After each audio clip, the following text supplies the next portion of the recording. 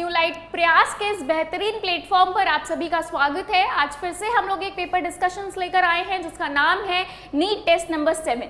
NEET test number 7 में starting के जो क्वेश्चंस हैं यानी कि 51 से 75 तक के क्वेश्चंस का डिस्कशन मैं करवाने वाली हूं और बाकी के बचे हुए क्वेश्चन यानी कि 76 से 100 तक के क्वेश्चंस आपको उपेंद्र सर बताएंगे। ठीक है, आई होप आप सभी का एग्जाम बहुत अच्छा गया होगा। थोड़ी बहुत जो मिस्टेक्स रह गई होंगी आपको इस पेपर डिस्कशन के माध्यम से समझ आ जाएंगी और इन फ्यूचर आप उन मिस्टेक से बच सकते हैं। ठीक है, और अपना मिशन 2025 हमें नहीं भूलना है जिसमें हमारे सर का मानना है और हम सब का मानना है पढ़ने का अधिकार सबको और डॉक्टर बनने का अधिकार भी सबको। तो इसी मिशन के तहत बढ़ते हैं अपने पेपर डिस्कशन की तरफ आगे। पहला क्वेश्चन देखिए क्या कह रहा है। पहला क्वेश्चन यहाँ पर कथन और कारण टाइप का है। कथन क्या कह रहा है, एक अभिक्रिया दे रखी है। ठीक है, इसके लिए मात्रक लीटर स्क्वायर मोल -2 है। ठीक, इसी का कारण दे रखा है, अभिक्रिया दे रखी है जिसमें बोला गया है जो साम्य अवस्था स्थिरांक होता है यानी कि Kc उसका व्यंजक ये है। ठीक, तो अब आपको बताना है कथन कारण में क्या सही है क्या नहीं सही है। ऑप्शंस के अकॉर्डिंग देखो और फटाफट बताओ क्या सही होगा। ठीक, तो अगर हम यहाँ पर बात करें फर्स्ट के लिए तो क्या हो जाएगा मोल। ठीक, अगर हम मात्रक की बात करें तो क्या होगा मोल स्क्वायर। ठीक, और फिर क्या हो जाएगा लीटर और लीटर स्क्वायर। ठीक है, फर्स्ट वाले के लिए देखो क्लियर, इस साम्य अवस्था स्थिरांक के माध्यम से आप निकाल सकते हो। क्लियर है, लीटर क्यूब। अच्छा, अब देखो नेक्स्ट नीचे क्या होगा फिर मोल इंटू मोल क्यूब है ना, मोल इंटू मोल क्यूब और लीटर स्क्वायर। मोल, इसको हिंदी में ही लिख देते हैं मोल। ठीक, और मोल क्यूब और लीटर स्क्वायर। ठीक है, लीटर स्क्वायर हो जाएगा। क्लियर है, अब बताओ हटाओ इसे क्या हो जाएगा। देखो बताओ यहां पर ये मोल जो है कट जाएगा तो ऊपर ये मोल ऊपर जाएंगे तो क्या बन जाएंगे, एक मोल ये बचा एक मोल ये, तो मोल -2। ठीक, ये बचा प्लस अगर लीटर की बात करोगे तो यहाँ से ये हटाओगे तो ऊपर कितने बच गए लीटर 2। ठीक, ये बच गए ना। अब देखो यही मात्रक होना चाहिए मोल -2 और लीटर 2। तो इस हिसाब से ऑप्शन मतलब यानी कि जो हमारा कथन है वो सही कह रहा है लीटर स्क्वायर और मोल -2, तो यानी कि ये चीज सही है। तो कथन सही है। कारण के लिए जो Kc का साम्य स्थिरांक का ये जो मान आएगा वो भी सही है। ये उत्पाद का साइड है और ये अभिकारक के साइड का है। ठीक है, तो इस हिसाब से ऑप्शन कौन सा सही होगा बताओ फटाफट। इस हिसाब से ऑप्शन कौन सा सही होगा, ऑप्शंस को देख लो एक बार। फर्स्ट ऑप्शन कह रहा है कथन ए और कारण दोनों सत्य हैं। ठीक है, ये बात सच भी है और कारण कथन की ए की सही व्याख्या भी करता है। तो यहाँ पर ऑप्शन नंबर कौन सा सही हो जाएगा भाई, पहला ऑप्शन ही हमें मिल गया हमारा आंसर। ठीक है, क्लियर, डन यहाँ तक की चीजें। नेक्स्ट क्वेश्चन की तरफ बढ़ा जाए। चलो नेक्स्ट क्वेश्चन देखो क्या कह रहा है, 52 नंबर का क्वेश्चन। ठीक, इसमें दो आपको स्टेटमेंट दे रखे हैं। पहले स्टेटमेंट के लिए बोला गया है कि साम्य अवस्था स्थिरांक Kc है। ठीक, एक अभिक्रिया दे रखी है। दूसरी अभिक्रिया जो दे रखी है उसके लिए बोला गया साम्य अवस्था स्थिरांक K'(C) है। ठीक, अब ये बोल रहा है Kc और K'(C) जो है वो एक दूसरे से किस प्रकार संबंधित है ये आपको बताना है।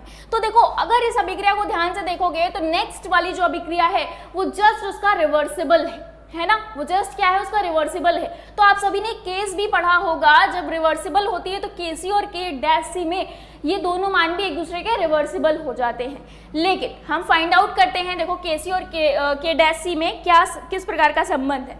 सबसे पहले अगर Kc की बात करोगे तो Kc किस तरह से निकालोगे, फर्स्ट वाले के लिए क्या है बताओ। यहाँ पर हो जाएगा Chi2 अपॉन क्या हो जाएगा H2 और I2। ठीक, ये हो गया Kc। K'(C) की अगर बात करेंगे तो क्या हो जाएगा, फर्स्ट वाले के लिए अगर देखोगे यहाँ पर तो ये उत्पाद है। अब इस बार ठीक, तो H2 I2 अपॉन क्या हो जाएगा HI। ठीक, अब देखो जब आप इनका मल्टीप्लाई करा रहे होगे, ठीक है, जब आप इनको बराबर कर रहे होगे तो Kc इंटू K डैश सी, तो ये आ जाएगा 1, क्या आ जाएगा, ये 1 आ जाएगा, क्योंकि सब तो कट जाएगा ना, ये जब मल्टीप्लाई में जाएगा तो इधर सब कुछ कट जाएगा, तो 1 बचेगा। अब Kc इंटू की डैश सी इक्वल्स टू 1 आ गया है, तो Kc यहाँ पर अगर हम बात करें K डैश सी क्या हो जाएगा, 1 अपॉन Kc। तो यही रिलेशन है इन दोनों के बीच में, ठीक है। तो इसमें से कौन सा ऑप्शन आप देखो मैच कर रहा है, फटाफट बताओ। K dash C equals to 1 upon Kc, तो फर्स्ट वाला ऑप्शन तो गलत होता है, सेकेंड ऑप्शन हमारा मैच कर रहा है, यानी कि ऑप्शन नंबर 2 ही हमारा राइट आंसर है, बाकी के ऑप्शंस गलत हो जाएंगे, ठीक है, बाकी के ऑप्शंस गलत है। क्लियर, यहाँ तक की चीजें सभी को। नेक्स्ट क्वेश्चन की तरफ बढ़ा जाए, 53 नंबर का क्वेश्चन देखा जाए। चलो नेक्स्ट क्वेश्चन देखते हैं, 53 नंबर का क्वेश्चन क्या कह रहा है, टिक कर लो और ये यहाँ पर लिख लो। डन। नेक्स्ट 53 नंबर का क्वेश्चन पढ़ो, क्या कह रहा है, 500 केल्विन पर साम्यावस्था में अमोनिया के निर्माण में N2 व H2 की सांद्रताएं दी गई हैं। ठीक, तो सांद्रता यहाँ पर N2 की दे रखी है 1.5 into 10 to the power minus 2 molar, यहाँ पर H2 की दे रखी है 3 into 10 to the power minus 2 molar. अब बोल रहे हैं अमोनिया की भी सांद्रता दे रखी है, तो साम्य अवस्था स्थिरांक कितना होगा, यानी कि डायरेक्टली आपसे Kc पूछ लिया गया है, ठीक है, बाकी सारी चीजें आपको नोन है। अब देखो यहाँ पर Kc के लिए जब आप व्यंजक लिखते हो तो क्या लिखोगे, अभिक्रिया हो रही है, अमोनिया का निर्माण हो रहा है, सबसे पहले तो इधर अभिक्रिया लिख लेते हैं, ठीक, N2 प्लस 3H2, ठीक, और बना क्या, अमोनिया, ठीक, इस तरह से रिएक्शन होती है। तो अब यहाँ पर Kc के लिए अगर आप बात करोगे तो बन जाएगा NH3 2 अपॉन N2 और H2, ऊपर 3 आ गया, ठीक है। तो अब इनके मान जस्ट पुट कर दो, मान पुट करोगे फटाफट बताओ। NH3 का आपको मान सांद्रताएं दे रखी है, देखो 1.2 into 10 to the power minus 2 दे रखा है, पुट करो फटाफट वैल्यू, N2 की वैल्यू पुट कर दो, H2 की वैल्यू पुट कर दो, आपको आंसर मिल जाएगा, ठीक है। यहाँ तक की चीजें क्लियर है सभी को। चलो भाई NH3 की यहाँ पर वैल्यू पुट करो, कितनी दे रखी है, देखो 1.2 into 10 to the power minus 2 और स्क्वायर कर दो, अपॉन में N2 की वैल्यू कितनी दे रखी है 1.5 into 10 to the power minus 2, ठीक, उसके बाद H2 की वैल्यू देखो कितनी दे रखी है 3 into 10 to the power minus 2 और इसका क्यूब कर दो, ठीक, 3 ऊपर लगा दिया, ठीक। अब इसे जब आप सॉल्व करोगे तो आपको आंसर यहाँ पर क्या मिलेगा, फटाफट फाइंड आउट करो, कैलकुलेट करो, आंसर क्या आएगा, यानी कि जो Kc है वो क्या आएगा बताओ जल्दी से। Kc आ जाएगा आपको आपका 3.55 इंटू 10 टू द पावर 2, ठीक, यही Kc का मान होगा, यानी कि साम्य अवस्था स्थिरांक का मान हो जाएगा 3.55 into 10 to the power minus 2, ठीक है, 10 to the power plus 2। Clear, done यहाँ तक की चीजें, ये जब सॉल्व करोगे तो आपको चीजें मिल जाएंगी। क्लियर है, चलो आगे बढ़ा जाए नेक्स्ट क्वेश्चन की तरफ, यानी कि पहला ऑप्शन यहाँ पर राइट होगा। अच्छा, ये जो क्वेश्चंस हैं ये आपको एनसीईआरटी में मिल जाएंगे। अगर हम पहले वाले क्वेश्चन की बात करें तो ये क्वेश्चन आपको पेज नंबर 176 पर मिल जाएगा, ठीक है, ये आपको इससे रिलेटेड ये पूरा आपको 176 पेज नंबर पर मिल जाएगा। क्लियर है। नेक्स्ट, अगर हम लोग नेक्स्ट क्वेश्चन की बात करें 53, ये आपका एग्जाम्पल है एनसीईआरटी का, ध्यान से देखोगे तो एनसीईआरटी का ये एग्जाम्पल है बच्चों। कौन सा है ये 6 पॉइंट आपका कौन सा एग्जाम्पल है 1, पहला ही एग्जाम्पल है, ठीक। क्लियर है, पहला एग्जाम्पल आपकी एनसीईआरटी का, तो नोट डाउन कर लो। डन, यहां तक की चीजें क्लियर है सभी को। पेज नंबर 177 इसका भी नोट डाउन कर लो, पेज नंबर 177, ठीक है, यहां तक की चीजें क्लियर। चलो नेक्स्ट आगे बढ़ते हैं। आंसर क्लियर है, first option is right option, बाकी के ऑप्शंस गलत हो गए, ठीक है। नेक्स्ट 54 नंबर का क्वेश्चन पढ़ो, क्या कह रहा है। साम्य अवस्था पर किसी बंद पात्र में 800 केल्विन पर N2 की सांद्रता 3.0 into 10 to the power minus 3 molar है, O2 की सांद्रता 4.2 into 10 to the power minus 3 molar है व NO की सांद्रता 2.8 into 10 to the power minus 3 molar है। तो कह रहा है अभिक्रिया हेतु Kc का मान क्या होगा। अब अच्छा देखो, इसमें एक प्लस पॉइंट है कि आपको अभिक्रिया दे रखी है, ठीक है। अभिक्रिया का ही खेल है पूरा। अगर आपको प्रॉपर अच्छे से अभिक्रिया आती है तो इसका आंसर राइट निकल जाएगा। अगर आपने अभिक्रिया को डिसबैलेंस किया बिल्कुल भी तो आंसर गड़बड़ हो सकता है। ठीक है, तो इसमें तो अभिक्रिया दे रखी है, तो इसमें कुछ आपको नहीं करना है, जस्ट क्या करना है, Kc का व्यंजक लिखना है और मान उठाकर रख देने हैं। आंसर आप कैलकुलेट कर लोगे और आपको सही उत्तर मिल जाएगा। ठीक है, तो यहाँ पर भी सेम क्या करना है, Kc का मान ज्ञात करना है, यानी कि साम्य अवस्था स्थिरांक आपको बताना है। तो अब यहाँ पर NO की देखो कितनी दे रखी है, 2.8 इंटू 10⁻⁻3। ठीक, क्लियर, ऊपर 2 लगा दिया अपॉन में N2 की देखो कितनी दे रखी है, N2 की सांद्रता 3.0 इंटू 10⁻⁻3। क्लियर, और O2 की कितनी दे रखी है, 4.2 इंटू 10⁻⁻3। आप इसे कैलकुलेट कर लो, फटाफट कैलकुलेट करो अच्छे से, और जैसे ही आप कैलकुलेट करोगे तो आपको आंसर मिल जाएगा। ठीक है, बताओ जल्दी से आंसर क्या मिलेगा इसका, फटाफट। ये भी आपके एनसीईआरटी का एग्जाम्पल है। ठीक है, ये भी एग्जाम्पल है 6.2 एनसीईआरटी का ही। तो एनसीईआरटी की इंपॉर्टेंस देख रहे हो कितनी है। ठीक, ये भी एग्जाम्पल है। तो आंसर क्या हो जाएगा इसका आंसर जब आप फाइंड आउट करोगे तो आएगा 0.622। ये आपका आंसर बन जाएगा, यानी कि Kc की वैल्यू आपकी आ जाएगी 0.622। डन, यहां तक की चीजें एनसीईआरटी का एग्जाम्पल है, इसे नोट डाउन कर लो फटाफट। ठीक है, क्लियर है यहां तक की चीजें। आगे बढ़ा जाए नेक्स्ट क्वेश्चन की तरफ, 54। तो ऑप्शन में देखो कौन सा है 0.622, थर्ड ऑप्शन, बाकी के ऑप्शंस गलत होते हैं। ठीक, चलो नेक्स्ट क्वेश्चन की तरफ आगे बढ़ा जाए, 55 नंबर का क्वेश्चन। चलो 55 नंबर का क्वेश्चन देखते हैं फटाफट, एग्जाम्पल नोट कर लेना। 55 नंबर का क्वेश्चन क्या कह रहा है, पढ़ो जल्दी से। ये कह रहा है यहां पर एक अभिक्रिया दे रखी है। ठीक, इसके हेतु साम्य अवस्था स्थिरांक आपको दे रखा है। अच्छा, यहाँ पर अब देखो क्या है, Kc आपको दे रखा है ऑलरेडी। अब ये कह रहा है यदि H2 व I2 की सांद्रताएं क्रमशः ये हैं तो HI के लिए साम्य सांद्रता क्या होगी। ठीक, अब यहाँ पर देखो किसी एक वैल्यू को मिसिंग कर देते हैं। तो यहाँ पर अभी तक आप Kc फाइंड आउट कर रहे थे, अब आपको क्या फाइंड आउट करना है, HI के लिए साम्य सांद्रता। ठीक, तो Kc का व्यंजक आप सभी को पता ही है क्या होता है, अभिक्रिया दे रखी है आपको, तो अभिक्रिया के हिसाब से H2 I2 ये हो जाएगा अपॉन में HI। ठीक, तो आपको फाइंड आउट ये करना है। ठीक है, फाइंड आउट क्या करना है, ये करना है। तो अब यहाँ पर जब फाइंड आउट करोगे तो Kc आपको ऑलरेडी पता है, Kc का मान रखो क्या है, 2 इंटू 10⁻⁻4। H2 का मान देखो क्या दे रखा है, 2.2 इंटू 10⁻⁻2। ठीक है, I2 का मान देखो क्या दे रखा है, 2.2 इंटू 10⁻⁻4। ठीक है, अपॉन आपको फाइंड आउट करना है, इसको x मान लो या फिर एज इट इज आप लिख सकते हो, फाइंड आउट कर लो। अब क्या करना है, ये जस्ट यहाँ चला जाएगा, ये यहाँ आ जाएगा।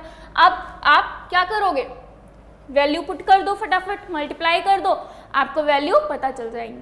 ठीक है, तो इस हिसाब से आंसर क्या होगा बताओ जल्दी से इसका, फर्स्ट वाला। ठीक है, फाइंड आउट करोगे, इसको x मान लो, सिंपली x² बन जाएगा ये। ठीक, फिर x में x के रेस्पेक्ट में आप वैल्यू फाइंड आउट कर लो। तो आंसर क्या होगा इसका बताओ जल्दी से सभी, 1.55 इसका आंसर आपको आएगा। ठीक, x² की वैल्यू आएगी 2.42। ठीक, इंटू 10⁻⁻4। तो आप जब आंसर निकालोगे तो -2, तो आंसर निकालोगे तो ये बन जाएगा 1.55 इंटू 10⁻⁻1। ठीक, क्लियर। तो Kc का मान क्या हो गया यहाँ पर, फर्स्ट ऑप्शन। क्लियर है यहाँ तक की चीजें, डन। आगे बढ़ा जाए।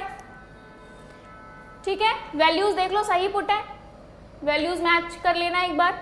ठीक है, नेक्स्ट 56 नंबर के क्वेश्चन की तरफ बढ़ते हैं। ठीक है, 56 नंबर का क्वेश्चन देखो क्या कह रहा है, यहाँ तक की चीजें नोट डाउन कर लो। अच्छा फटाफट, ये आपकी इक्वेशन ये बनेगी, अब इसे ही आपको सॉल्व करना है, कैलकुलेट करके आंसर आपको मिल जाएगा। ठीक है, चलो नेक्स्ट 56 नंबर का क्वेश्चन बहुत इजी है। क्या कह रहा है, ये बोल रहा है निम्नलिखित में से कौन समांगी साम्यावस्था को प्रदर्शित करता है। समांगी का मतलब होता है सब एक समान हो, यानी कि जब वो रिएक्शन हो रही है तो जो भी उसमें अभिकारक या उत्पाद लिए गए हैं वो सारे या तो गैसीय अवस्था में हो या फिर ठोस अवस्था में हो या फिर द्रव अवस्था में हो। ठीक, जिस भी अवस्था में वो है वो सारे एक ही अवस्थाओं में दिखने चाहिए। तो इस हिसाब से बहुत ईजी आंसर है, बताओ कौन सा सही होगा। फर्स्ट वाला अगर आप देखो तो यहाँ पर ये भी गैस में है, ये भी गैस में, और उत्पाद भी गैस में प्राप्त हुआ। ठीक, सेकेंड रिएक्शन में अगर आप देखोगे ये भी लिक्विड है, ये भी लिक्विड है, ये भी लिक्विड है और ये भी लिक्विड है।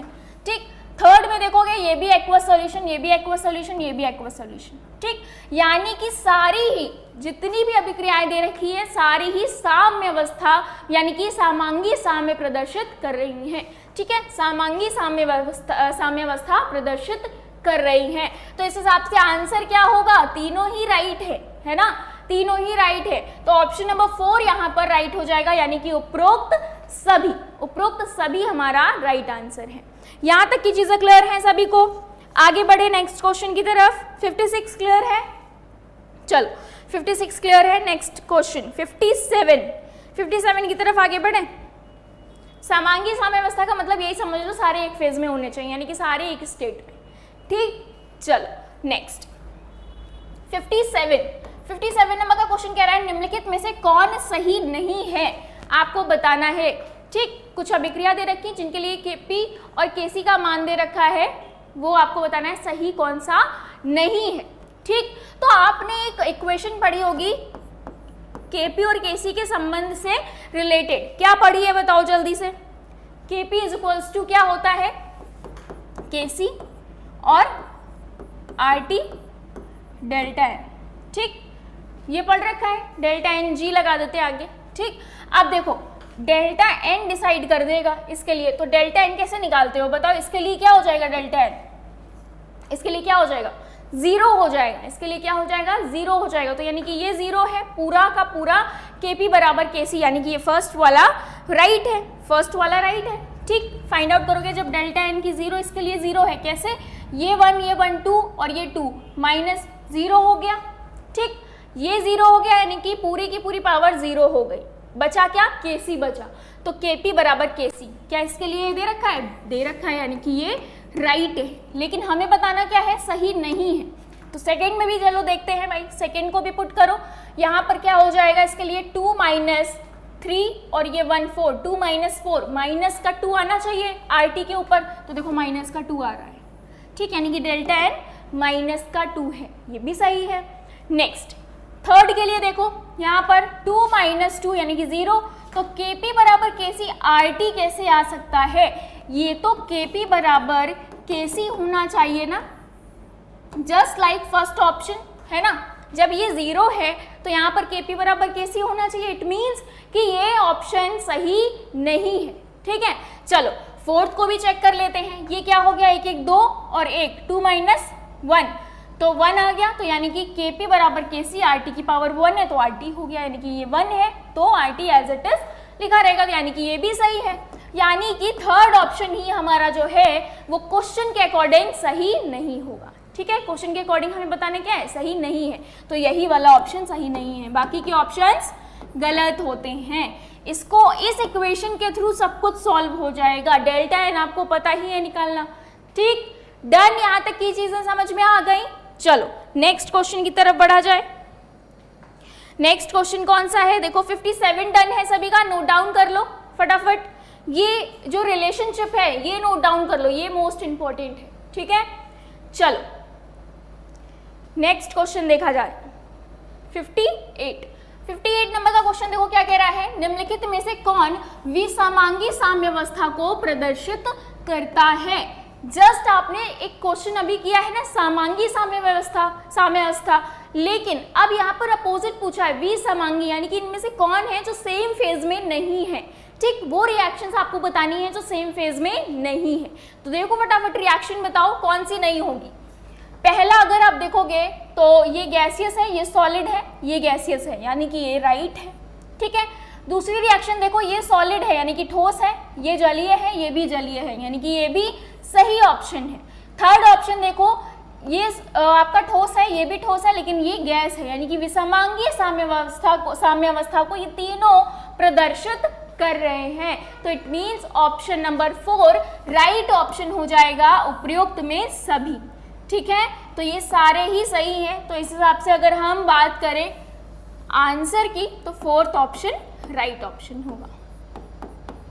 डन। 58 तक के क्वेश्चन सभी को समझ में आ गए हैं, बहुत इजी है, एनसीईआरटी बेस्ड है सारे, आपको एक एक चीज एनसीईआरटी में मिल जाएगी। ठीक है, चलो नेक्स्ट क्वेश्चन की तरफ आगे बढ़ते हैं। 59 यहां तक की चीजें क्लियर है ना? ठीक है, चलो 59 नंबर का क्वेश्चन देखो क्या कह रहा है, निम्नलिखित में से कौन सी अभिक्रिया लगभग पूर्णता पर है। अब आपको यहाँ पर 4 अभिक्रियाएं दे रखी हैं जिनके लिए केसी की वैल्यू दे रखी है। अच्छा, केसी की वैल्यू अगर 10⁻³ से ज्यादा होती है तो अभिक्रियाएं पूर्णता की ओर आगे बढ़ती हैं, है ना? ये सभी को पता है ये सारी चीजें। चलो फिर इस अकॉर्डिंग बताओ कौन सी है, कौन सा आंसर सही होगा। अगर केसी की वैल्यू 10⁻³ से ज्यादा है तो अभिक्रिया लगभग पूर्णता पर होंगी, ऑलमोस्ट कंप्लीट हो जाती है, यानी कि उत्पाद बहुत अच्छी मात्रा में बन रहा होता है। ठीक है, बताओ क्या होगा। अच्छा, ये क्वेश्चन भी आपका एनसीईआरटी का है। ठीक है, पेज नंबर 181, पेज नंबर 181 का। ठीक है, नोट डाउन कर लो पेज नंबर फटाफट। तो बताओ इस हिसाब से आंसर कौन सा सही होगा। अच्छा देखो, फर्स्ट ऑप्शन देखो क्या कह रहा है, इसके लिए केसी का मान है 4.8 इंटू 10⁻³ हमें सिर्फ इन पावर्स से मतलब है। किससे मतलब है? पावर्स से। तो 10⁻³ से बड़ा होना चाहिए, लेकिन यहाँ पर 10⁻⁻31 ये तो बहुत ज़्यादा छोटा है, तो इट मीन्स ये आंसर नहीं होगा। अब यहाँ पर सेकंड के लिए देखो -48, यानी कि ये तो और भी छोटा है, ये तो और भी छोटा है, तो ये गलत हो गया। इस हिसाब से अगर यहाँ देखो थर्ड -3 है, ये भी गलत होगा। 10⁻31 है, 10⁻ कितनी है? 31, तो यानी कि ये ऑलमोस्ट कंप्लीट होगी है, यानी कि यहाँ पर केसी की वैल्यू 10⁻3 से ज़्यादा है ना? 31 है ना? तो इट मीन्स ये वाली अभिक्रिया 4th वाली क्या है? हाइड्रोजन और क्लोरीन मिलकर क्या बना रहे हैं? हाइड्रोजन क्लोराइड बना रहे हैं। इट मीन्स कि यह अभिक्रिया पूर्णता पर होगी। ठीक है, यह अभिक्रिया किस पर होगी? पूर्णता पर होगी। बाकी के ऑप्शंस गलत हो जाएंगे। ठीक है, बाकी के ऑप्शंस गलत है। डन। यहाँ तक की चीजें सभी को समझ में आ गई, यानी कि क्वेश्चन नंबर 59 तक के हम लोगों ने क्वेश्चंस कर लिए हैं। एनसीईआरटी का ये क्वेश्चन है, नोट डाउन कर लेना, पेज नंबर 81 में जस्ट लास्ट में ही आपको मिल जाएगा। ठीक है, नीचे के पैराग्राफ्स हैं जहाँ पर, वहीं पर ये आपको आंसर मिल जाएगा, समझ आ जाएगा। पूरा रेंज दे रखा है। ठीक है, पूरा रेंज दे रखा है। क्लियर? यहाँ तक की चीजें, आगे बढ़ा जाए। 60 नंबर का क्वेश्चन देखा जाए फटाफट। चलो भाई 60 नंबर का क्वेश्चन देखते हैं क्या कह रहा है। देखो 60 नंबर का क्वेश्चन पढ़ो, पढ़ो फटाफट। 60 नंबर का क्वेश्चन क्या कह रहा है, जल्दी से देखो। ये क्वेश्चन कह रहा है अभिक्रिया एक दे रखी है 2A + BC, ये अभिक्रिया आपको दे रखी है। ठीक, यहाँ B और C उत्पाद आपको मिल रहे हैं। इसके लिए Kc का मान कितना दे रखा है? पहले तो जो भी गिवन होता है उसको एक किनारे लिख लिया जाए भाई। ठीक है, Kc का मान कितना है? 2 × 10⁻³ दे रखा है। बोला जा रहा है दिए गए समय पर अभिक्रिया के मिश्रण का संगठन क्या है? A = B = C, यानी कि जो संगठन है वो इक्वल है। वो क्या है? इक्वल है। ठीक, इक्वल है। क्या मान दे रखा है जिसका? 3 × 10⁻⁻4 मोलर। अब बोल रहा है अभिक्रिया किस दिशा में होगी, अभिक्रिया की दिशा पूछ ली गई है। ठीक है, यानी कि अभिक्रिया किस डायरेक्शन में होनी चाहिए। अब बताओ इसके लिए क्या होगा। इसके लिए आप सभी पढ़ चुके हो, केसी दे रखा है आपको। ठीक, और क्या दे रखा है बताओ जल्दी से। अभिक्रिया भागफल के अकॉर्डिंग अगर आप इसको आंसर फाइंड आउट करोगे। अच्छा, ये एग्जाम्पल भी है एनसीईआरटी का, आपका 6.7 एग्जाम्पल है एनसीईआरटी का। ठीक है, एनसीईआरटी का 6.7 नंबर का एग्जाम्पल है, नोट डाउन कर लेना पेज नंबर 182 पर। पेज नंबर लिख दे रहे हैं यहाँ पर 182। ठीक है, एग्जाम्पल नंबर भी यहाँ लिख दिया गया है, तो इसको भी देख लेना। ठीक है, चलो अब बताओ फटाफट क्या होगा, जल्दी से देखो, QC B और यहाँ पर C अपॉन में A है और इसकी घात 2। ठीक, अब बताओ इसके अकॉर्डिंग क्या होगा फटाफट। अगर यहाँ पर आप इनकी वैल्यू पुट करोगे, फटाफट वैल्यू पुट करो, तो वैल्यू क्या है, A B C तीनों इक्वल है, तो यानी कि तीनों की वैल्यू क्या हो जाएगी, 3 इंटू 10 टू द पावर -4 और 3 इंटू 10 टू द पावर -4। ठीक, अपॉन में A है, A की वैल्यू भी वही आ जाएगी 3 इंटू 10 टू द पावर -4।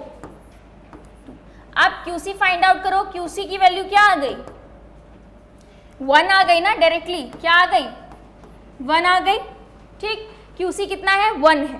ठीक, अब देखो QC KC से ज्यादा है, KC का मान कितना है, QC is greater than KC, KC का मान 10 टू द पावर -3 है। ठीक है, KC का मान क्या है, 2 इंटू 10 टू द पावर -3 और QC का मान क्या आया है, QC का मान क्या आया है यहाँ पर बताओ फटाफट, 1 आया है। ठीक है, 1 आया है। तो इस हिसाब से जो अभिक्रिया होगी हमारी, इस हिसाब से जो हमारी अभिक्रिया होगी, यानी कि QC ज़्यादा है, जब QC ज़्यादा होता है तो हमारी अभिक्रिया पश्चिम दिशा में बढ़ेगी। ठीक है, यानी कि बैकवर्ड डायरेक्शन में।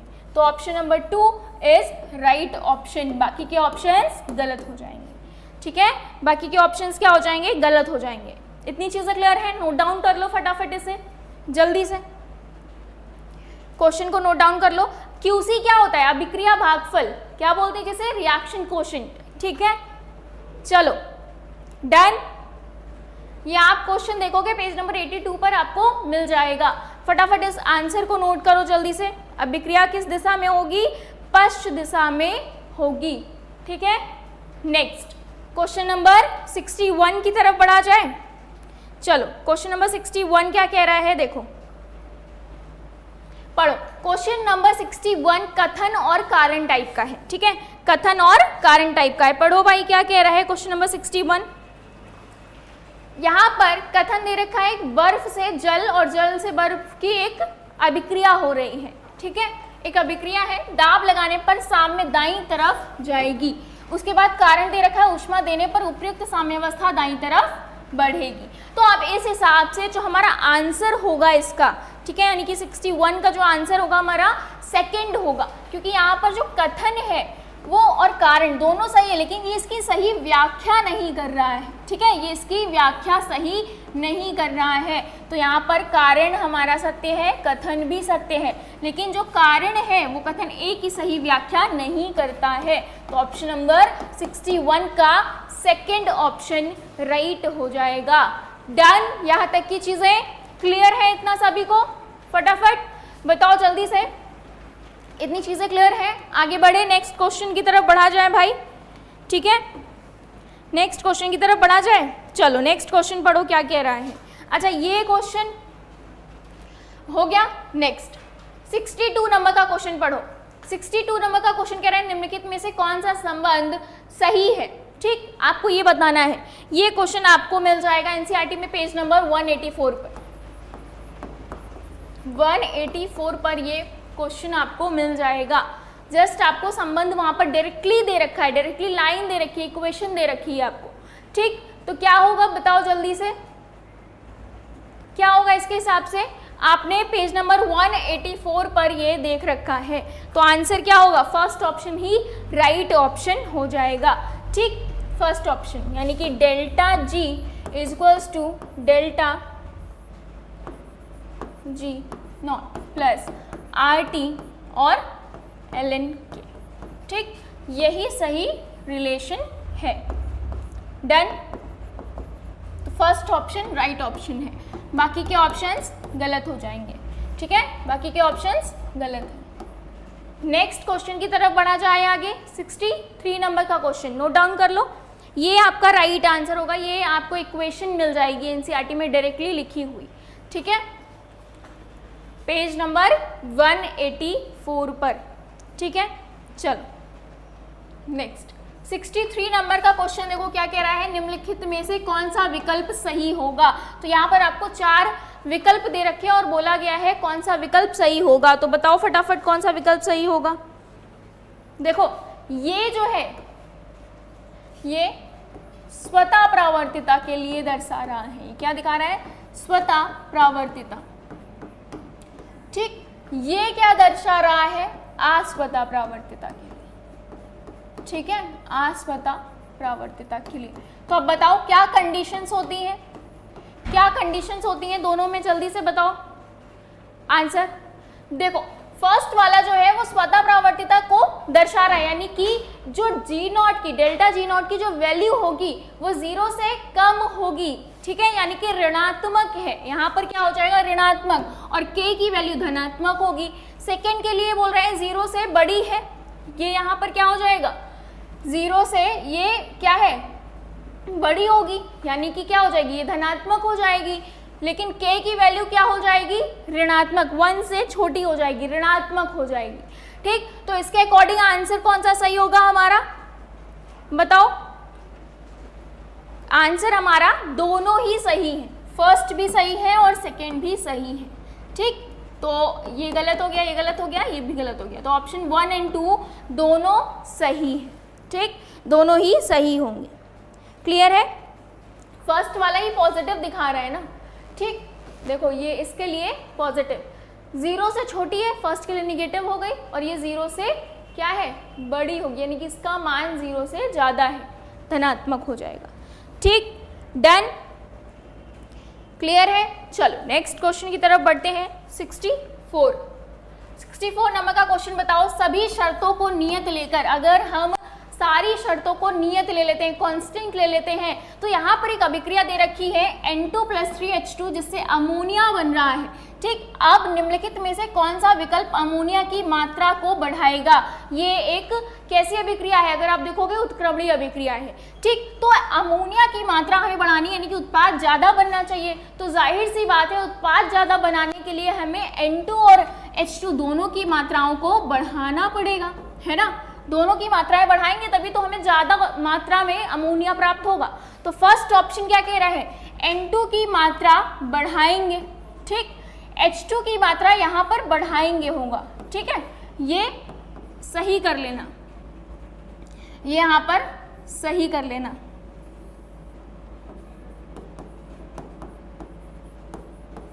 बढ़ाएगा।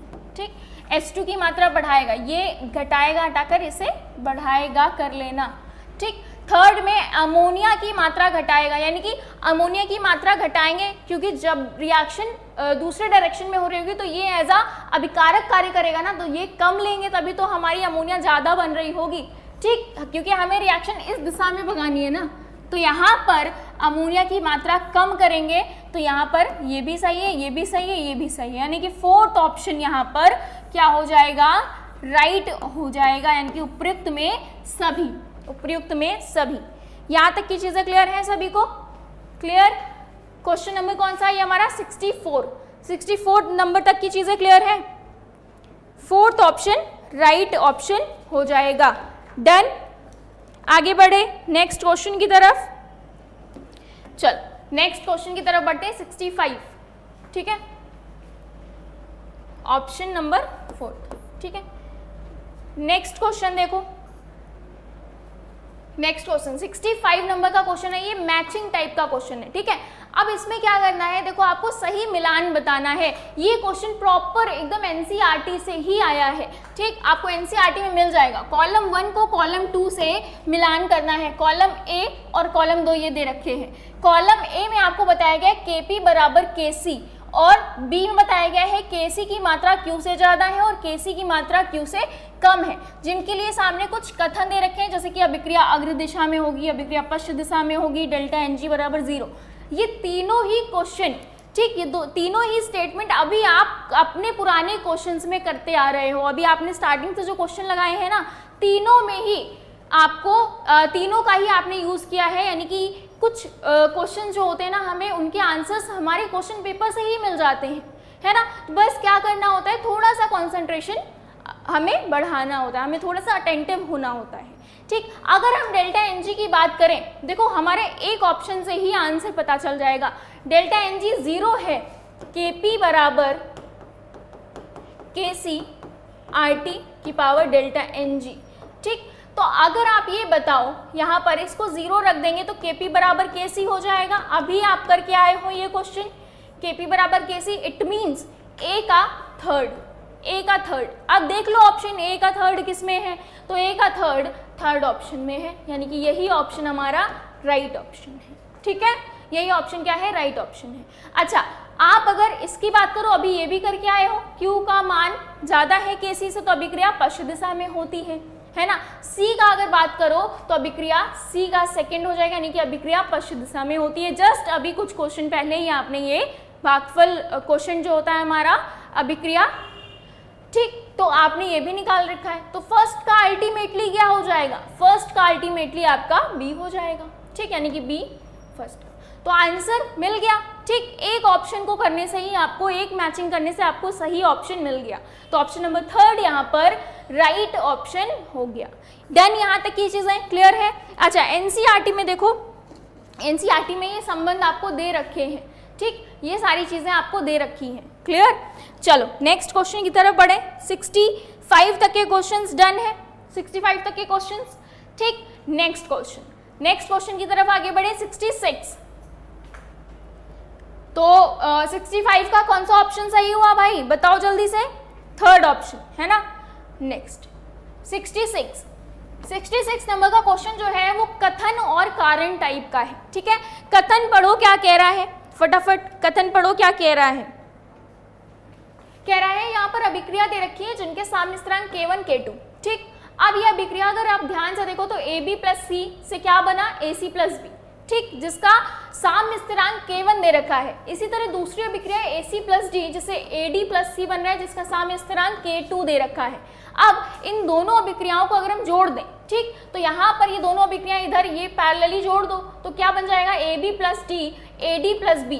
साम्य स्थिरांक यहाँ पर क्या आ रहा है, K नेट आ रहा है। ठीक, ये कैसे आया, जब इन अभिक्रियाओं को जोड़ोगे तो कुछ पार्ट कट जाएगा, जब कुछ पार्ट कट जाएगा तो आपको फाइनल योग करने पर अभिक्रिया ये मिल रही होगी। ठीक, तो अब ये कह रहा है K net is equals to K1 into K2 होता है।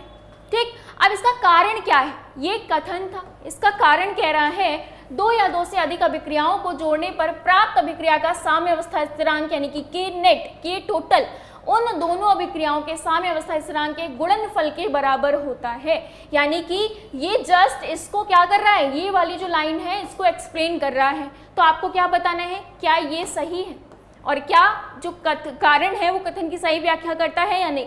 तो कैसे, सबसे पहले फर्स्ट वाली अभिक्रिया के लिए साम्य स्थिरांक निकालो। कैसे निकालोगे, K1 इज इक्वल्स टू, किस तरह से निकालोगे, देखो AC और यहाँ आ गया B, ठीक, अपॉन में AB और C। ठीक, फर्स्ट ये हो गया। सेकंड के लिए K2 के लिए अगर निकालोगे, यहाँ पर K2 के लिए अगर निकालो, देखो K1 के लिए क्या निकाला है, देखो K1 के लिए आपने लिखा है ACB, AC और B।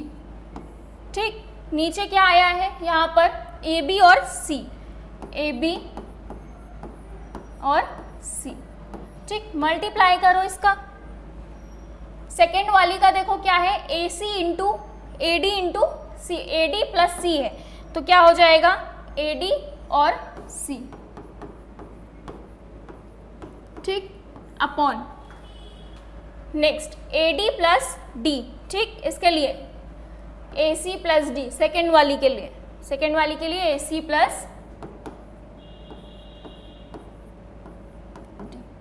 क्लियर, अब क्या करना है आपको, फटाफट देखो जो कट रही हैं चीजें काट दो फटाफट। C से C कैंसिल आउट हो गया, AC से AC कैंसिल आउट हो गया। ठीक, बचा क्या, यहाँ पर B बचा और नीचे में AB बचा। ठीक, ये बच गया इनटू ऊपर क्या बचा, यहाँ पर AD बचा और ये D बचा। तो अब इस अभिक्रिया को अगर लिखने की कोशिश करो तो ऊपर क्या होता है, उत्पाद होता है। ठीक, नीचे क्या होता है, तो यानी कि AB प्लस D, यहाँ पर रिएक्शन क्या बन गया, AD AD प्लस B। ठीक, देखो क्या ये अभिक्रिया है, AB plus D, AB plus D, AD plus B। ठीक, समझ में आया? तो यहाँ पर इट मीन्स दोनों ही चीज़ें सही हैं। अगर आप इसे फाइंड आउट करोगे तो आपको समझ में आ जाएगा, यानी कि दोनों ही चीज़ें सही बता रहा है ना? दोनों ही चीज़ें क्या बता रहा है? ये सही बता रहा है। यहाँ तक की चीज़ें क्लियर हो गई? ठीक, तो इसका मतलब कथन भी सही है और इसका कारण भी सही है। तो इस हिसाब से आंसर क्या होगा, जल्दी से बताओ।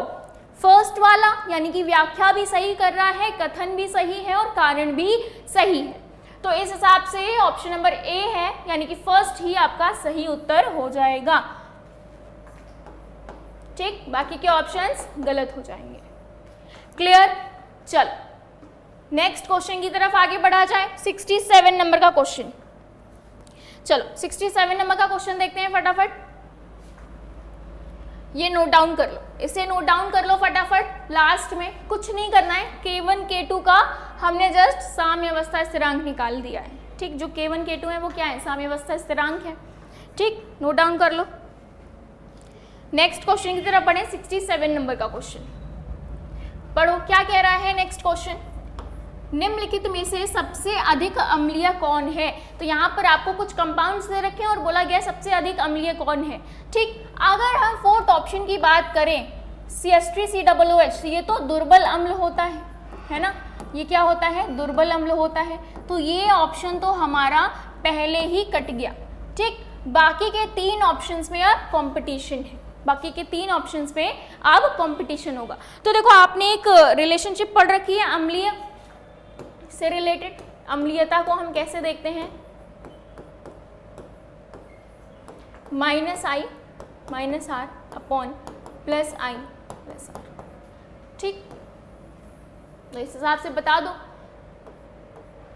क्या ज़्यादा होगा। देखो क्लोरीन ही इफेक्ट कर रहा है। क्लोरीन के जितने ज़्यादा क्लोरीन होंगे वो उतना ही प्रबल अम्लीय होगा, सबसे ज़्यादा अम्लीयता उसकी ही होगी। तो आंसर आई होप आप सभी को मिल गया होगा, है ना? आंसर क्या होगा? देखो ये तो जो है ये दुर्बल अम्ल है, ये कट गया। 3 ऑप्शंस में बताओ क्या होगा, जो 3 बाकी के ऑप्शंस हैं, और मैंने अभी बता ही दिया आपको। बताओ फटाफट क्या होगा। फर्स्ट ऑप्शन, उसमें क्लोरीन ज़्यादा है। ठीक, क्लोरीन क्या है? ज़्यादा है। देखो इसमें 1 क्लोरीन है, ठीक, दूसरे में 2 है, तीसरे में 3 है। तो यानी कि फर्स्ट ऑप्शन यहाँ पर राइट ऑप्शन हो जाएगा इस क्वेश्चन, इस वाले संबंध के अकॉर्डिंग जब आप फाइंड आउट करोगे। ठीक, यहाँ तक की चीज़ें क्लियर हो गई, यानी कि 67 तक का क्वेश्चन आंसर क्लियर है। नेक्स्ट क्वेश्चन की तरफ बढ़ा जाए। चलो नेक्स्ट क्वेश्चन की तरफ बढ़ते हैं। 68 नंबर का क्वेश्चन क्या कह रहा है? प्रत्येक क्रमागत पदों में इलेक्ट्रॉनिक विस्थापन ऊर्जा गतिकी सामान्यता क्या कहलाती है? तो अगर हम लोग हर एक क्रमागत पदों की बात करें जिसमें इलेक्ट्रॉनिक विस्थापन हो रहा है, ऊर्जा की बात हो रही है, गतिकी की बात हो रही है, उसके विस्थापन ऊर्जा की बात हो रही है, तो वो सारी चीज़ें अभिक्रिया क्रियाविधि कहलाती है। क्या कहलाती है? अभिक्रिया क्रियाविधि कहलाती है। ये डेफिनेशन आपको दे रखी है एनसीईआरटी में। ठीक है, तो बाकी के ऑप्शंस गलत होते हैं। Second option is right option. Second option क्या है? राइट ऑप्शन है। क्लियर? यहाँ तक की चीज़ें सभी को समझ में आ गई। 68 नंबर का question, option number second is right. ठीक है, नेक्स्ट 69 नंबर का क्वेश्चन पढ़ो, क्या कह रहा है? कार्बधनायन हेतु निम्नलिखित में सही कथन को चुनना है। तो इनमें से कौन से कथन जो सही होंगे वो आपको बताना है। कितने कथन दे रखे हैं बताओ भाई? 3 कथन दे रखे हैं। पहला क्या कह रहा है? जो कार्बोकेटायन यानी कि C+ है, ये परमाणु जो है वो sp2 संकरित है। देखो यहाँ पर अगर हम कार्बन की बात करें तो इसके बाहरी कोश में 4 इलेक्ट्रॉन होते हैं, लेकिन एक तो निकल गया यानी कि 3 ही है।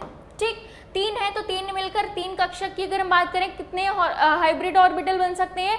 3, यानी कि sp2 संकरित कक्षक। ठीक, sp2 संकरित कक्षक यहाँ पर बन रहे होंगे। तो इट मीन्स पहला वाला कार्बधनायन हेतु सही कथन होगा। ठीक है, डन। तो फर्स्ट ऑप्शन तो यहाँ पर क्लियर हो गया। फर्स्ट ऑप्शन क्या हो गया? क्लियर हो गया, क्योंकि ये 3 है ना, 3 मिलकर सिग्मा बंध बना रहे होंगे और 3 ही हाइब्रिड कक्षक बना रहे होंगे, तो हाइब्रिड कक्षक 3 के लिए क्या हो जाएगा? sp2 हो जाएगा। ठीक, यहाँ तक की चीज़ें क्लियर है। क्योंकि यहाँ पर लोन पेयर 0 है, देखोगे तो लोन पेयर क्या है, 0 है। ठीक, क्लियर। चलो नेक्स्ट पढ़ो, नेक्स्ट वाला क्या कह रहा है, जल्दी से बताओ। नेक्स्ट वाला ये कह रहा है कि जो कार्बोकेटाइन में अगर हम मेथिल की बात करें, ठीक, में परमाणुओं का समायोजन कुछ इस प्रकार है। देखो यहाँ पर ये वैकेंट है ना, यानी कि 0 लोन पेयर्स है, लोन पेयर नहीं है। अगर हम हाइड्रोजन की बात करें तो तीनों ही सिग्मा बंध बना रहे हैं, ठीक, तो यानी कि समायोजन क्या है, सही है। और इसकी आकृति भी क्या होती है, त्रिकोणीय समतलीय होती है। ठीक, क्लियर। चलो तो यहाँ पर सेकेंड वाला भी क्लियर हो गया, ठीक है, सेकेंड वाला भी क्लियर हो गया। नेक्स्ट, कोई भी नाभिक स्नेही सतह की किसी भी तरफ से आक्रमण कर सकता है, ये भी कथन सही है। कोई भी इलेक्ट्रोफाइल, हमारा जो न्यूक्लियोफाइल होता है यानी कि नाभिक स्नेही होता है, वो सतह की किसी भी तरफ से आक्रमण कर सकता है। ठीक, यानी कि इस हिसाब से हमारे आंसर्स कौन से होंगे, उपयुक्त सभी सही हैं, 69, यानी कि फोर्थ ऑप्शन इज राइट, सारे ऑप्शंस यहाँ पर सही होंगे। ठीक है, तो ये गलत होते हैं इस हिसाब से, क्वेश्चन के अकॉर्डिंग हमें सही बताना है, तो fourth option is right option. Done, यहाँ तक की चीजें। चलो नेक्स्ट क्वेश्चन की तरफ बढ़े, 70 नंबर का क्वेश्चन देखा जाए। चलो 70 नंबर का क्वेश्चन देखो क्या कह रहा है, पढ़ो क्या कह रहा है। कार्बोधनायन में कौन सा विकल्प स्थायित्व का बढ़ता हुआ सही क्रम है। तो अगर हम कार्बोधनायन में स्थायित्व की बात करें तो हमेशा टर्सरी सबसे ज्यादा स्थायित्व को दर्शाता है, यानी कि तृतीयक की अगर हम बात करें तो बताओ यहाँ पर उस हिसाब से सही क्रम क्या होगा, विकल्प में देखकर बताओ। ठीक है, हाइपर कंजुगेशन की अगर हम बात करें उसके अकॉर्डिंग आती है संयुग्मन के थ्रू, तो यहाँ पर क्या हो जाएगा, 3 डिग्री सबसे ज्यादा, फिर 2 डिग्री होता है, फिर 1 डिग्री होता है ना, ये याद कर लो हमेशा के लिए। अगर कम स्थायित्व बताता तो ये कम स्थायी होता है ना, सबसे कम स्थायी ये होता। ठीक, लेकिन यहाँ पर बोला क्या गया है, विकल्प स्थायित्व का बढ़ता क्रम आपको बताना है। तो बढ़ता क्रम इट मीन्स टर्सरी वाला सबसे ज्यादा होना चाहिए। तो देखो टर्सरी वाला किस में ज्यादा है, अगर हम इधर बात करें तो यहाँ पर मेथिल ही है सिर्फ। ठीक, अगर यहाँ बात करें तो यहाँ पर द्वितीयक है, ये भी गलत हो गया। ठीक, अगर यहाँ पर बात करें तो ये इसकी तरह सेम है, तो ये भी गलत हो गया। थर्ड की बात करें तो यहाँ पर देखो 3 CH3 समूह जुड़े, यानी कि तृतीयक है ये। ठीक, 3 डिग्री है, तो ये ऑप्शन हमारा राइट ऑप्शन हो गया। स्थायित्व ये होता है, ध्यान रखना, बढ़ता हुआ क्रम जो होता है स्थायित्व का कार्बोकेटाइन में मेथिल के, तो ये वाला संबंध याद रखना। ठीक, फर्स्ट डिग्री, फिर सेकेंड डिग्री, फिर थर्ड डिग्री, यानी कि तृतीयक वाला टर्सरी जो होता है वो सबसे स्थायी होता है। डन, यहाँ तक की चीजें। आगे बढ़े तो इस हिसाब से ऑप्शन कौन सा सही होगा, option number first is right option, बाकी के ऑप्शंस गलत होते हैं। 70 तक के क्वेश्चन सभी को समझ में आ गए, क्लियर है यहाँ तक की चीजें। चलो नेक्स्ट क्वेश्चन की तरफ बढ़ते हैं। 71 नंबर का क्वेश्चन पढ़ो क्या कह रहा है। निम्नलिखित अणुओं में अम्ल शक्ति का सही क्रम क्या होगा। आपको बताना है, निम्नलिखित कुछ अणु दे रखे हैं जिसमें अम्ल शक्ति के बारे में आपको सही क्रम बताना है कौन सा होगा। ठीक, अभी अम्लीयता के लिए हमने क्रम लिखा था, अम्लीयता के लिए क्रम लिखा था ना, -I - R upon +I + R। ठीक, इस क्रम के अकॉर्डिंग बताओ कौन सा आंसर सही होगा, इस क्रम के अनुसार बताओ जल्दी से। अभी हमने इस पर डिस्कस किया है। ठीक, अगर हम लोग बात करें तो फर्स्ट वाला जो होगा ये तो +I दर्शा रहा होगा, तो ये तो बहुत कम होगा अम्लीयता का।